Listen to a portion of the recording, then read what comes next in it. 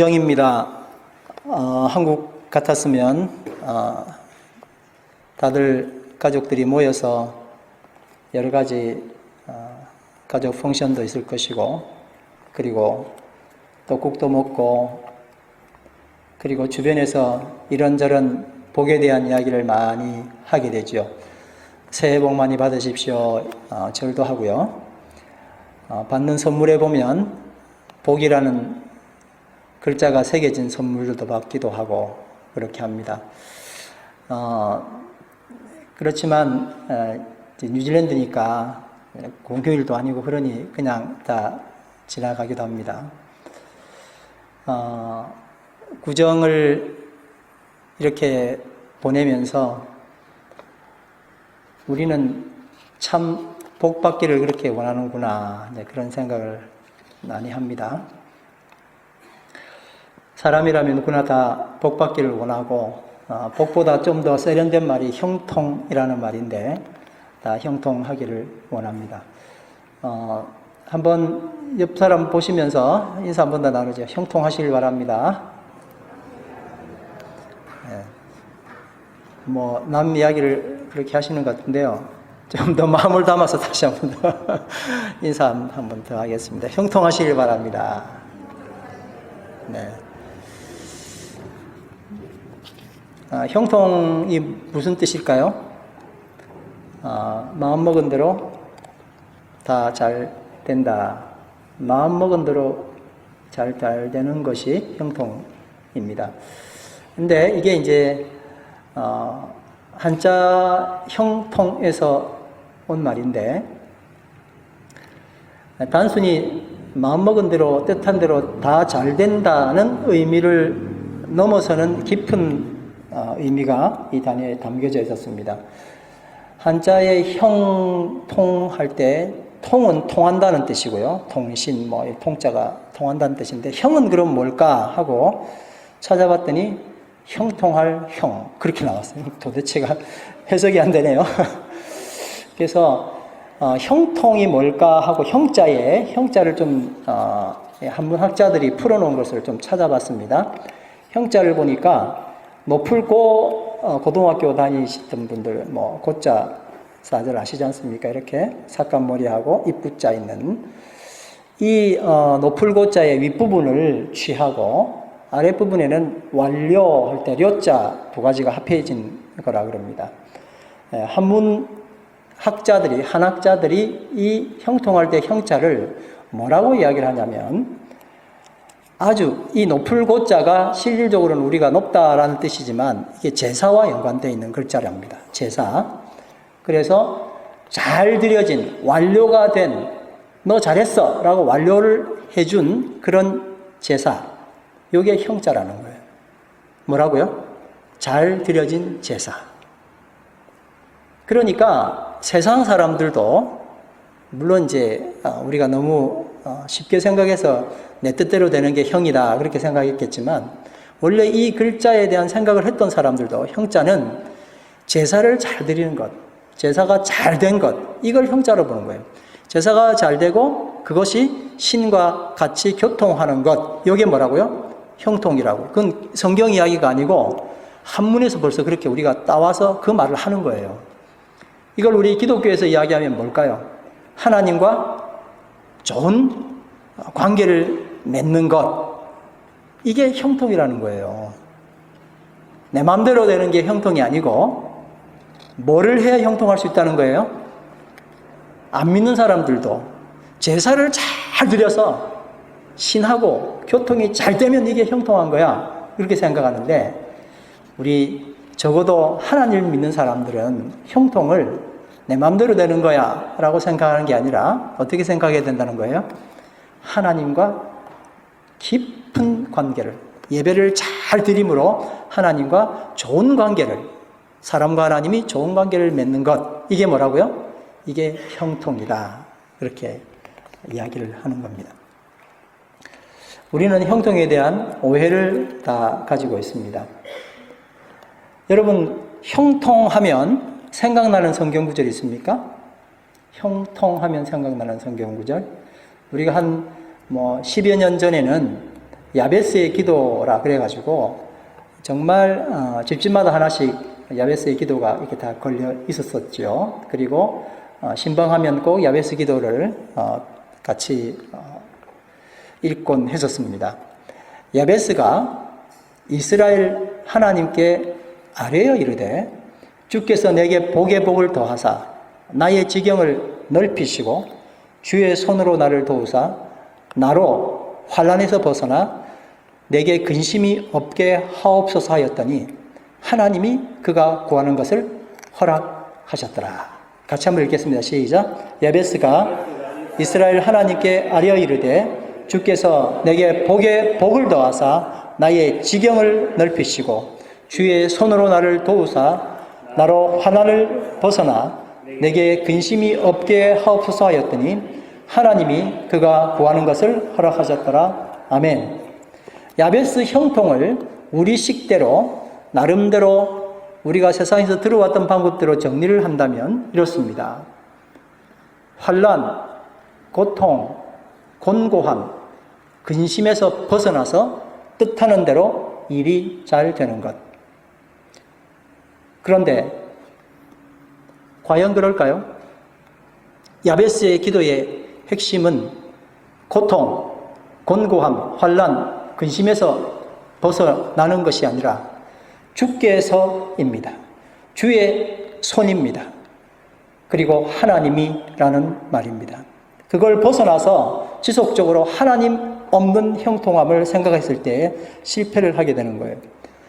오늘 이런 측면에서 바라보면 환난, 고통, 곤고함, 근심에서 벗어나서 뜻하는 대로 다 잘 되는 게 이게 형통이라면 오늘 우리가 본문으로 읽었던 말씀 창세기 39장 2절 말씀 여호와께서 요셉과 함께 하심으로 그가 형통한 자가 되어 그의 주인 애굽 사람의 집에 있으니 요셉이 어떤 자가 되었다고요?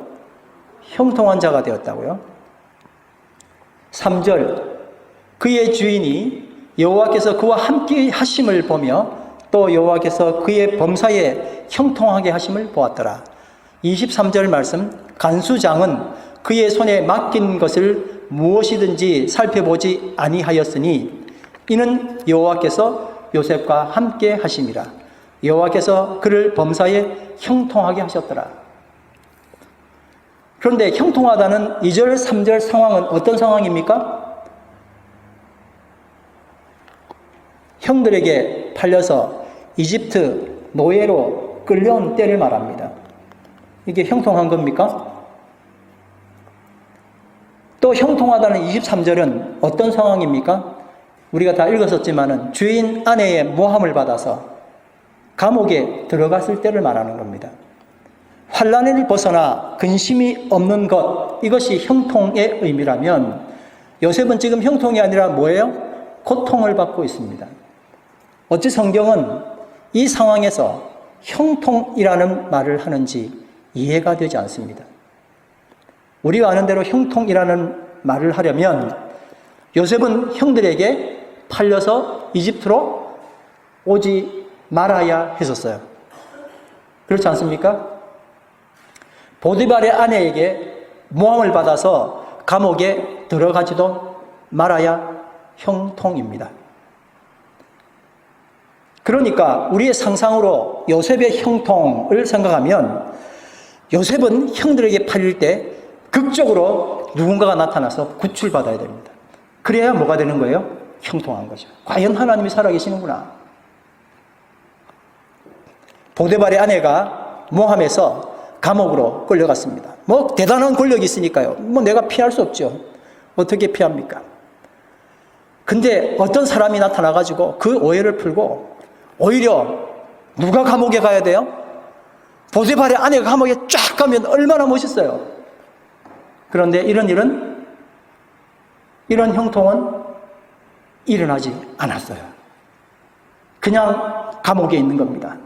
짠짠하고 뭔가 극적인 상황이 연출되어야 되는데 하나님의 형통은 도대체 이런 것에 응답하지 않는 것입니다. 이렇게 볼 때 형통의 진정한 의미가 우리들이 일반적으로 생각하는 것과 분명 다른 것입니다. 야베스의 형통도 누군가에 의해서 잘못 해석된 겁니다. 그럼 과연 형통의 진정한 의미는 무엇일까요? 일반적으로 형통은 어떤 일이 힘들지 않게 잘 되는 것이지만 성경은 이것을 지지하지 않습니다. 세상은 형통을 일이 잘 되는 것, 이것에 초점을 맞추지만 성경은 하나님이 함께 하심이 형통이라고 분명히 이야기합니다. 형통이 뭐라고요? 하나님이 나와 함께 하심이에요. 다시 말해서 일이 잘 되고 못 되고 이것이 형통을 결정하는 것이 아니라는 겁니다. 어떤 일이 정말 누가 봐도 참 괜찮게 잘 풀리면 이게 형통이고, 그게 안 되면 불통이고 고통이 아니라 하나님이 그와 함께 계시느냐 그리고 그와 함께 하시지 않느냐가 형통을 결정하는 겁니다. 뭐가 형통을 결정한다고요? 하나님이 나와 함께 하시느냐, 그게 아니면 함께 하시지 않느냐예요. 이거 동의하십니까? 내 마음속에 억셉트 하십니까? 그러면은 다시 한 번 더 형통의 진짜 의미를 생각하면서 2절 말씀 읽어보겠습니다. 2절, 3절, 23절 읽습니다. 시작. 여호와께서 요셉과 함께 하심으로 그가 형통한 자가 되어. 다시 한 번 더 시작. 여호와께서 요셉과 함께 하심으로 그가 형통한 자가 되어 그의 주인 애굽 사람의 집에 있으니. 3절. 그의 주인이 여호와께서 그와 함께 하심을 보며 또 여호와께서 그의 범사에 형통하게 하심을 보았더라. 23절. 간수장은 시작. 간수장은 그의 손에 맡긴 것을 무엇이든지 살펴보지 아니하였으니 이는 여호와께서 요셉과 함께 하심이라. 여호와께서 그를 범사에 형통하게 하셨더라. 아멘. 여호와께서 누구와 함께 하시는 거라고요? 그와 함께. 상황이 나와 전혀 관계없는, 정말 나를 불편하게 하는, 모함받는 상황이 된다 할지라도, 심지어 형들에게 팔려간다 할지라도 그건 형통과 관계가 없었던 거예요. 하나님이 나와 함께 하심이 바로 형통이라는 겁니다. 그러므로 형통이라는 것은 하나님의 도움으로 어떤 일이 어렵지 않게 잘 되는 것, 이것이 아니라 어떤 일이 잘못돼도 하나님이 함께 하시면 그게 형통이라는 거예요. 깊이 있게 동의하시길 바랍니다. 맞다가 아니고 맞아, 이렇게 동의하시길 바랍니다. 아니요, 이 되는 꼴이 이게 아닌데 그럼 하나님 나 함께 하시지 않나 봐가 아니라 하나님이 나와 함께 하시는 것, 일이 꼬이면 하나님이 함께 하지 않고 일이 잘 되면 하나님 나와 함께 하는 겁니까? 그게 아니라니까요. 그 일이 어찌 된다 할지라도 하나님이 나와 함께 하심, 이게 바로 형통이라고요. 어떤 일이 꼬이다가도 하나님이 함께 해주셔서 그 일이 잘 풀리는 것, 이게 형통이 아니라 일이 잘 되다가 꼬여도 하나님이 함께 하시면 그게 바로 뭡니까? 형통입니다. 청년들에게 질문합니다. 70 먹은 청년도 여기 계시니까 다 적용되는 겁니다. 질문합니다.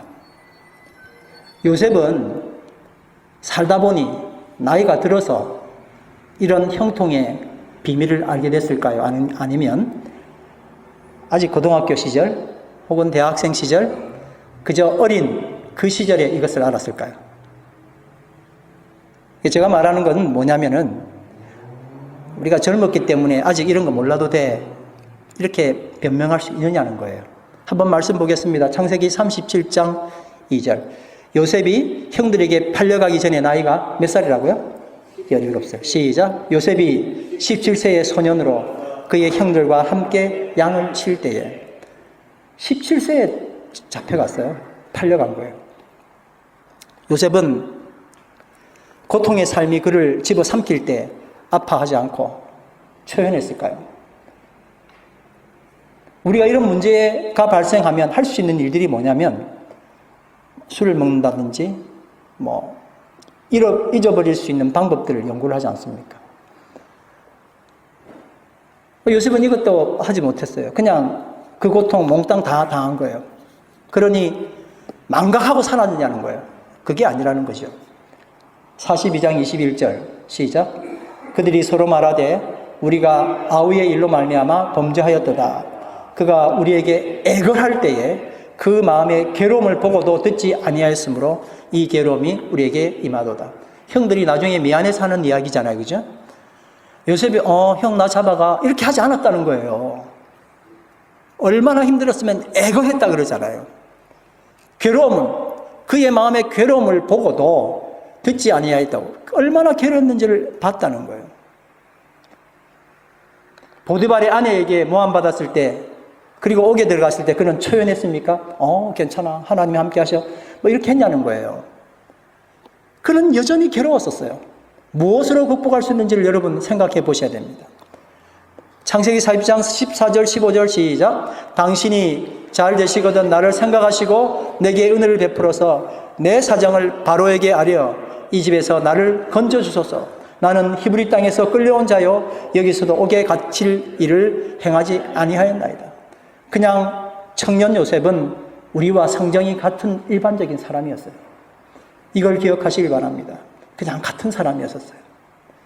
고통에 괴로워하고 지역적인 모함에 억울함을 호소했습니다. 그러나 그가 결코 잊지 않고 항상 간직했던 것이 뭐냐면 형통의 원리였습니다. 오늘 여러분 이 형통의 원리를 다 오늘 간직하시길 바랍니다. 그리고 마음 깊게 이 형통의 원리를 누리시길 간절히 바랍니다. 어떤 일이 뜻대로 잘 되는 것이 형통이 아니라 하나님이 함께 하심이 형통이다 라는 것을 청년 요셉은 알았습니다. 다 같이 한번 따랐습니다. 어떤 일이 뜻대로 잘 되는 것이 형통이 아니라 하나님이 함께 하심이 형통이다. 아멘. 그리고 이 원리를 잊지 않고 고통의 순간이 계속되어도 삶 속에서 그냥 이것을 이어나간 거예요. 극적인 변화가 그에게는 결코 하나님이 생각하신 기간에는 일어나지 않았습니다. 하나님 그를 훈련하셨습니다. 함께 하심으로 그의 눈에 그리고 다른 사람의 눈에 그가 하나님과 함께함으로 부흥이 일어나고 놀라운 역사가 일어나는 걸 봤어요. 자기만 아닌 거예요. 그냥 나만 고통스러운데 주변은 다 잘 돼요. 하나님이 그와 함께 하시는 형통을 계속해서 맛보고 있는 것입니다. 어느 날 주인의 아내가 잘생긴 요셉에게 눈짓하다가 동침하기를 청합니다. 요셉이 거절하며 그 여자에게 이렇게 말했습니다. 내 주인이 집안의 모든 소유를 간섭하지 아니하고 다 내 손에 위탁하였으니 이 집에는 나보다 큰 이가 없으며 주인이 아무것도 내게 금하지 아니하였어도 금한 것은 당신뿐이니이다. 당신은 그의 아내임이라. 자, 갈로 안에 들어갈 말을 맞춰 보시기 바랍니다. 그런즉 내가 어찌 이 큰 악을 행하여 과로께 죄를 지으리까? 과로는 누굽니까? 원래는 누구여야 맥락은 맞습니까? 보디발. 그런데 요셉은 이 중요한 순간에 그의 생사 여탈권을 다지고 있는 그 여자 앞에 굴복하는 게 아니라 하나님과의 소통, 형통이 없다면 아무것도 아니구나. 얼마나 큰 유혹이에요. 그리고 얼마나 달콤한 유혹입니까? 한 번, 두 번이 아니고 지속적으로 그렇게 하는데 이게 혹시 하나님 뜻인가 싶지 않았겠어요. 근데 그는 결코 그 자리를 택하지 않았었어요. 뭘 택했습니까? 하나님과의 관계예요. 하나님과 통하지 않으면 이건 형통과 전혀 반대된 세상의 형통, 그리고 멸망당할 수밖에 없는 암덩어리 같은 형통만 이루어지는 거예요.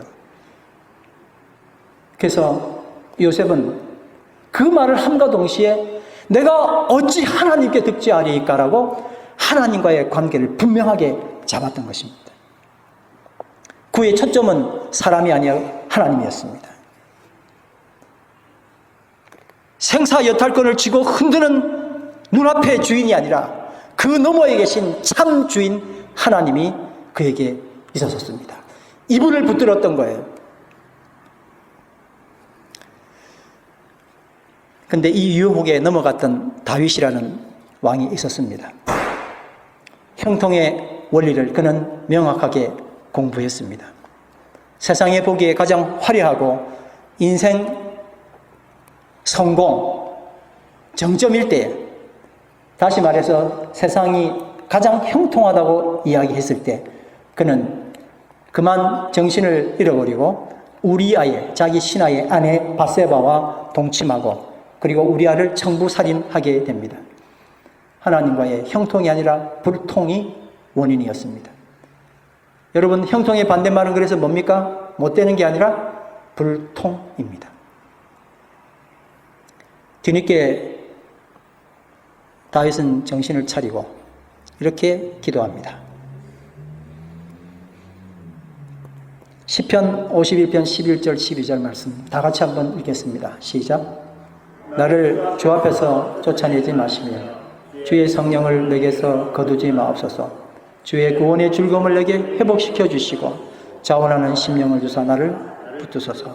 아멘. 아침에 말씀 준비하면서 이 말씀 다시 보고 정말 탁월한 기도다. 어떻게 이런 기도를 드릴 수 있을까? 쇼가 아닙니다. 하나님 잘 보여주면 내가 앞으로 잘 살까요가 아니라 다윗은 하나님을 잃어버리는 이 정말 중요한 이 소통이 사라질까 너무너무 걱정됐던 거예요. 오늘 우리 가운데 이 기도가 있게 되길 바랍니다. 세상 무엇이 어떻게 된다 할지라도 내가 하나님을 잃는 이 어리석음을 절대 범하지 않을 거예요. 주의 성령을 내게서 거두어 가지 마시옵소서. 이거 가면 저는 아무것도 아닙니다. 다윗의 고백이었어요. 나를 주 앞에서 쫓아내지 마시고 주의 성령을 내게서 거두지 마십시오. 주의 구원의 즐거움을 내게 회복시켜 주십시오. 그리고 여러분, 정말 제 마음에 감동이 줬던 게 자원하는 심령을 주사 나를 붙드소서요. 억지가 아니라 하나님 나에게 자원하는 마음도 주십시오. 주님을 잃지 않겠다는 자원하는 마음을 주십시오. 그렇게 기도했던 거예요. 정말 대단한 기도였었어요. 범죄 이후 다윗이 두려워한 것은요, 사람들의 질시 아니었습니다. 물론 있죠. 이게 절대적이지 않았어요. 왕권 잃어버리는 것 절대적이지 않았습니다. 그 죄값 치르는 것 절대적인 것이 아니었습니다. 그에게 가장 중요했던 것은 하나님이 그를 떠나는 것이었어요. 우리는 너무 쉽지 않습니까? 하나님이 날 떠나도 뭐 관계없죠. 어떤 사람은 50%, 30% 좀 다르겠지만 그게 뭐 중요하지라고 생각했는데 다윗은 100%였습니다. 하나님이 떠나면 끝이다. 내가 어쩌다가 이렇게 됐지? 난 절대 이런 일이 없어야 돼. 회개하고 통회했었습니다. 나를 주 앞에서 쫓아내지 마시며 주의 성령을 내게서 거두지 마옵소서. 한번 따라합니다. 나를 주 앞에서 쫓아내지 마시며 주의 성령을 내게서 거두지 마소서. 아멘. 예수 믿고 3년 안에 부자 되지 못하면 예수 헛믿은 거다라는 말을 들어본 적이 있습니까? 뉴질랜드는 청정지역이라 아직 그런 말은 안 듣는 것 같습니다. 이런 말을 조금씩 하기 시작하면 어느 순간 아이고 나는 예수 헛믿었나 보다. 3년이나 믿었는데 부자도 안 됐네. 예수 믿고 불치병 회복되지 않으면 예수 헛믿은 거다. 다 가짜 복음입니다. 예수 믿으면 망하던 사업도 성공한다. 그것도 거짓 복음입니다. 모두 성경적인 형통을 모르고 세상적 형통을 마음으로 동의했던 결과입니다. 하나님이 함께 하셔야 이게 형통이에요.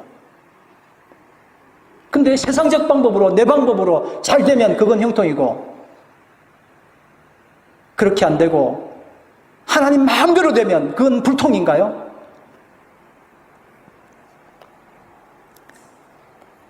사람의 관심은 사업이 흥하고 불치병이 치유받는 것이지만 하나님의 관심은 다른 것입니다. 하나님은 이 역경을 통해서 하나님을 만나기를 원합니다. 하나님이 함께 하심을 체험하기를 원합니다. 예수님께서 산에서 팔복 말씀을 선포하셨습니다. 우리가 세상적으로 추구하는 복과는, 우리가 세상적으로 생각하는 형통과는 전혀 관계없는 말씀이에요. 우는 자, 가난한 자, 온유한 자, 목마른 자, 남을 불쌍하게 여기는 자, 마음이 깨끗한 자, 평안을 구하는 자, 핍박받는 자, 이게 형통한 자입니까? 세상적으로 보면 찌질이 복도 없는 거죠. 한심한 군상들입니다. 근데 이들이 형통한 이유가 무엇입니까? 왜 예수께서 이들에게 형통하다 말씀하셨습니까? 그것은 바로 하나님과 함께 하기 때문입니다. 가난한 자가 복이 있는 이유는 하나님이 함께 하시기 때문입니다. 우는 자가 복이 있는 이유는 혼자 우는 것이 아니라 하나님과 함께 울었기 때문에 복이 있는 자입니다. 아멘. 마음이 부드러운 사람이 늘 상처받죠. 좀 잘해주면 뭐 더 잘해주나요? 더 못되게 하잖아요. 근데 이 온유한 자가 복이 있는 이유는 하나님이 그와 함께 하기 때문입니다. 근데 여러분, 가만히 살펴보면 이 팔복에 나오는 이 분들은 혼자 행복을 추구한 사람이 아니라 주변을 행복하게 만든 사람이에요. 그렇죠? 주변을 형통하게 한 사람들입니다. 여러분, 다니엘의 형통을 아십니까? 다니엘은 바벨론 제국에 끌려갔던 유대인 포로였습니다. 근데 다니엘 4장 9절에 보니까 박수장이라고 그랬습니다. 우리 박수무당 생각해서 박수라고 하면 이상하게 생각하지만 박사라는 뜻입니다. 박사들의 그 대바벨론 제국의 박사들의 수장이 되었습니다. 그리고 다니엘은 당대 제국의 최고 왕의 참모가 되었습니다. 근데 다니엘 5장에 보면 이 다니엘이 그런 박사들 장들 중에서 이제 그분뿐만 아니라 나라에서 이 제국에서 제3위 자리를 얻게 됐습니다.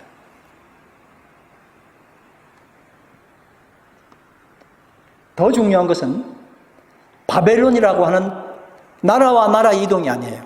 나라와 나라 이동이 아니라 큰 대제국이 바벨론에서 메데 페르시아로 넘어가는데 거기서 죽지 않고 바벨론이라는 대제국에서 페르시아라고 하는 대제국으로 넘어가도 똑같이 세상이었어요. 그리고 거기서는 정말 왕다움이었어요. 왕다움. 최고의 직책을 얻었었습니다. 근데 그 말이 떨어지니까 주변의 사람들이 시기하기 시작했어요. 어떻게 하면 다니엘을 처리할 수 있을까 생각하다가 그들이 낸 아이디어가 뭐냐면 왕에게 직고하기를, 왕이요, 기간을 정해서 왕에게 경배하지 않고 왕에게 예배하지 않는 사람들은 다 죽입시다. 이 왕이 갑자기 으스개져가지고 오케이를 했잖아요. 근데 다니엘은 예루살렘을 향하여 열어놓은 창을 더 활짝 열고 하루에 3번씩 기도를 하였습니다. 주권은 누구에게 있는 거예요? 왕이 아니었었어요. 대제국의 제왕이 아니었었습니다. 그리고 그들이 무슨 이야기를 한다 할지라도 그것은 다니엘과는 관계없는 이야기였었어요. 그리고 사자굴에 던져짐을 당했습니다. 물론 살아났고 반전되었죠.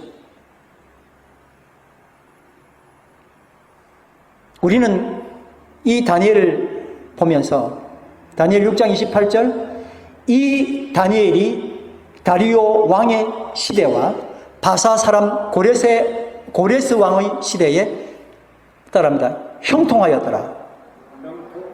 다니엘은 형통한 사람이었습니다. 다니엘은 그래서 두 개의 대제국을 호령하던 입지전적인 인물이다. 성공신화의 인물이다. 최고 실세라는 것에 초점 맞추기 쉽습니다. 근데 실상 이것은 성경의 형통과 어긋나는 이야기입니다. 우린 내가 잘 되는 것이 형통이라고 생각하기 쉽습니다.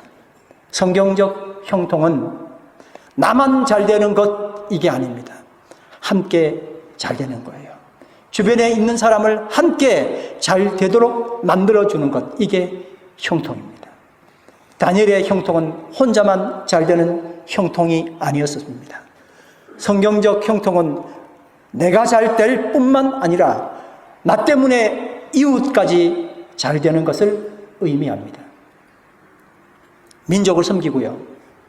제국과 제국을 섬겼어요. 그에게는 바벨론이 내 거야, 메데페르시아가 내 거야, 이스라엘이 내 거야 라는 그런 의식보다는 하나님이 이 온 세계를 주장하실 때 내가 무슨 역할을 해야 되는지를, 다니엘은 이런 사람이기도 했지만 실질적으로 예언자이지 않았습니까? 세상을 통과하는 예언을 받았던 사람이에요. 민족을 섬기고 제국을 섬기는, 그야말로 서비스하는 그런 사람이었어요. 국민과 국가의 유익을 위해서, 이웃과 지역 사회를 위해서 점쟁이를 찾아가는 사람은 아무도 없습니다. 다시 말씀드릴게요. 이웃과 지역 사회를 위해서 점쟁이를 찾아가는 사람은 있습니까? 대부분 어떻게 하면 나에게 닥친 위기를 피하고 남들이야 어떠하든 다 죽는다 하는데 내가 어떻게 복체를 내면 나는 살릴 수 있을까요? 라고 묻기 위하여 점쟁이를 찾아갑니다. 우리도 만약 이런 이유로 하나님을 찾는다면 점쟁이를 찾는 다른 사람과 무엇이 다르겠습니까? 주사님이 얼마 전에 누구라고 말씀드리지 않고요, 저한테 카톡으로 보내준 이야기가 있었습니다. 자파상을 하고 있는 사람이 있었습니다. 자신의 동네에 1년 전에 새로 부임해 온 목사님이 아주 설교를 잘한다면서 오는 사람한테만 계속 그 목사님 칭찬을 하는 거예요. 1년 전에 목사님 오셨는데 설교 진짜 잘하시는 목사님이야. 그래가지고 한 손님이 물었습니다. 아유, 지난주에 어떤 설교를 목사님이 하셨습니까? 그랬더니 주인이 웃으면서 이렇게 말했습니다. 저는 장사하느라고 시간 없어서 교회 안 나가는데요, 설교 들어본 적도 없습니다. 그랬더니 그 사람, 아니 그때 그 목사님이 설교 잘하는지 어떻게 알아요? 그랬더니 그 교회에 다니는 사람들이 목사님 오시고 난 다음에 외상값을 참 잘 받는답니다. 그리고 얼굴 표정도 많이 달라졌답니다. 분명히 그 목사님은 설교를 잘한다는 거예요. 제가 여기서 아무리 설교를 잘한다 해봐야 우리의 삶이, 내 이웃이 전혀 변화가 되지 않고 누가 봐도 저 교회는 그냥 정말 이기적인 사람들이야, 그렇게 생각하면 무슨 소용이 있습니까? 교회에 안 다니는 사람 대상으로 예수 믿는 사람에 대한 인상, 설문조사를 했더니 이렇게 나왔답니다. 공짜만 좋아한다. 사랑하라 하면서 시댁 식구들, 자기 가족들 돌보지 않는다. 나누고 베풀고 살라고 하면 이웃이나 직원들에게 더 야박하게 군다. 권사, 장로면 뭐하냐? 인격은 안 믿는 사람보다 더 나쁘다. 교회 핑계대고 사회봉사는 안 한다. 기도만 하면 된다고 하면서 일도 안 한다. 우유값, 신문값, 회비, 입금 제때 안 한다. 예약해놓고는 예약 캔슬하는 예가 기독교인들이 너무 많다. 그러더래요.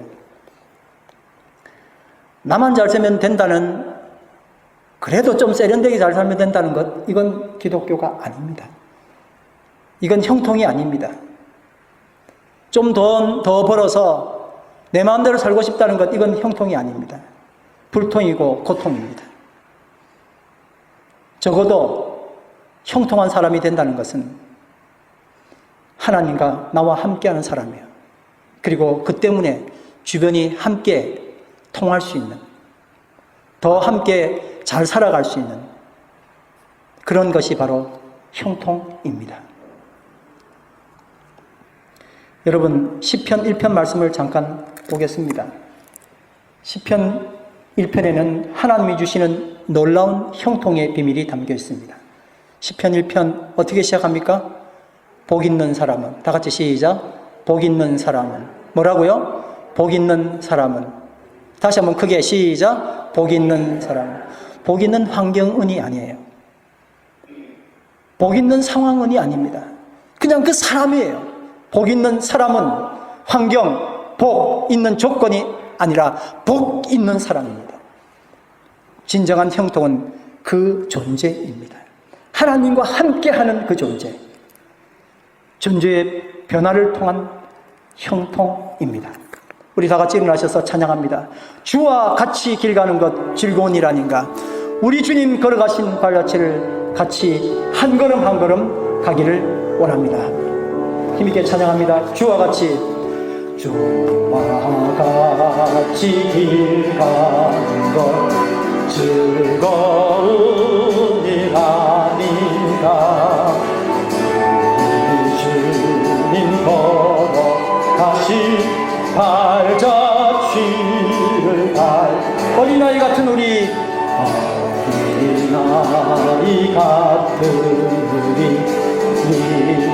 미련하고 약한 주의 손에 이끌리어 주의 손에 이끌리어 생명길로 가 한 걸음 한 걸음 한 걸음 한 걸음 주 예수와 함께 날마다 우린 걸어가 꽃이 피는 들판이나 꽃이 피는 들판이나 험한 골짜기라고 주가 인도한 대로 주와 같이 가. 옛날 선지 에녹같이 옛날 선지 에녹같이 우리들도 천국에 올라갈 때까지 주와 같이 걷게 한 걸음 한 걸음 한 걸음 주 예수와 함께 날마다 우린 걸어 한 걸음 한 걸음 한 걸음 한 걸음 주 예수와 함께 날마다 우린 걸어가니. 말씀을 생각하시면서 기도하겠습니다. 합심하여 기도합니다. 사랑의 아버지 하나님, 은혜를 감사합니다. 우리는 지금껏 형통에 대한 오해를 하고 있었습니다. 내 마음대로 잘 되는 것이 형통인 줄 알았습니다. 그러나 요셉은 그런 형통이 아니라 하나님과 함께함이 형통임을 깨달았었습니다. 다윗은 어리석은 행동을 했었지만 나를 멀리하지 마옵소서 주님께 기도하며 이제 더 이상 이 세상이 말하는 형통이 아니라 하나님과 함께하는 형통을 사모하셨습니다. 다니엘의 형통을 배우기를 원합니다. 나 혼자만이 잘 사는 형통이 아니라 온 세대를 거쳐 하나님의 아름다움을 전하고 모든 사람이 주의 뜻 가운데 살기를 원하는 참으로 형통한 자, 많은 사람을 살려내는 생명을 시하는 자로 살기를 원했던 다니엘처럼 오늘 우리 모두가 그러한 형통을 소유할 수 있도록 주님 인도하여 주시옵소서. 하나님 은혜를 감사합니다. 한 걸음 한 걸음 주 예수와 함께 날마다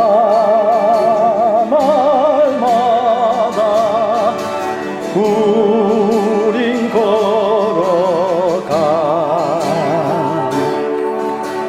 하나님, 주의 사랑하는 종들이 주님 앞에 나와서 이 세상의 것 구하지 아니하고 주님과 함께 걷기를 원하는 형통을 소유하기를 원합니다. 참으로 형통한 자로 살기를 원합니다. 내 마음대로 되는 삶이 아니라 주 마음대로 되는 삶이요, 불통이고 고통스러운 삶이 아니라 이 세상 가운데 하나님을 통하여 생명이 전수되고 시해되는 참으로 놀라운 형통이 우리 가운데 있기를 원합니다. 하나님, 좀 불편하지만 진짜 형통을 가지고 오늘 주님 앞에 서도록 인도하여 주시옵소서. 많은 사람을 형통하게 만드는 자로 설 수 있게 주님 축복하여 주시옵소서. 찬양과 감사를 드리며 예수님 이름으로 기도드립니다. 아멘.